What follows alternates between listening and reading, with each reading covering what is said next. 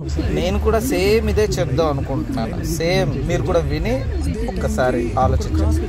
ఇద్దరు front tyres ఒకలా ఉన్నాయి. ఇట్లా నా పాయింట్ ఆఫ్ వ్యూ నేను లైన్ లో ఉన్నా, అబ్బాయి పాయింట్ ఆఫ్ వ్యూ అబ్బాయి లైన్ లో ఉన్నాడు. కానీ ఎవరికి వాళ్ళు నేను ముందు ఉన్నా అంటే నేను ముందు అన్నట్టు ఉంటుంది కదా. ఇలా ఉన్నా మధ్యలో దూరాడు, నేను వచ్చా ఫస్ట్, నేను పెట్టా, నేను అని అన్నా అంటే అతను నేను వచ్చాను కదా అనుకొని సర్లే నువ్వే ముందు పోన్నా ఏం పర్లేదులే, ఏముంది 5 నిమిషాలు లేటు పోతా ఇంటికి అంతే కదా అన్నాడు.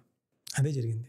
ఇందులో ఏముంది కదా, నేను నాది కరెక్ట్ వచ్చాను, నువ్వు తర్వాత వచ్చావు వెనకలరా అని నేను ఒక రూల్స్ మాట్లాడుతున్నా. అర్థమైందా? ఆ అబ్బాయి పాయింట్ ఆఫ్ వ్యూ ఆ అబ్బాయి కూడా వచ్చాడు. But what he has chosen piece. ఆయన ఏమో ఇచ్చాడు, అవును ఇప్పుడు ఏంటి నేను పోటీ పడి ఎగిరి ఈగోయిస్టిక్ గా మాట్లాడడం వల్ల నాకు ఏమొస్తుంది, మహా అయితే ఏమవుతుంది, లేట్కి వెళ్తా అంతే కదా అన్నాడు. దాంతో ఆ అబ్బాయి ఎంత ప్రశాంతత కొని తెచ్చుకున్నాడు, లేకపోతే ఎంత గొడవ అయ్యేది.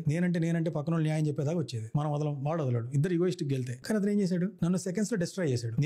నేను అంటున్నా, ఎట్లా వస్తా రూల్ మాట్లాడుతున్నా నేను. అతను ఏం చేశాడు, ఓకే పీజెఫ్ నే నేను కోరుకుంటున్నాను. నేను అడుగుతున్నాను ఈగో గెలిపోయి ఎందుకు అని నా ఉద్దేశం. ఎందుకు కొట్లాడి విజయం సాధిస్తే ఏమొస్తుంది, ఏం రాదు. ఆ అబ్బాయి నిజంగా ఏం ఆలోచించాడు, 5 నిమిషాలు లేట్ అయితే నాకు పోయేదేమీ లేదు, నువ్వే ఉండన్నా అన్నాడు. హాయిగా నాలాంటి వాళ్ళని ఒక మంచి మార్గంలో పెట్టడంతో పాటు ఆ అబ్బాయి కూడా ప్రశాంతంగా ఉన్నాడు. మనం రోడ్ రేస్ చాలా బాగా చెప్పారు కదా.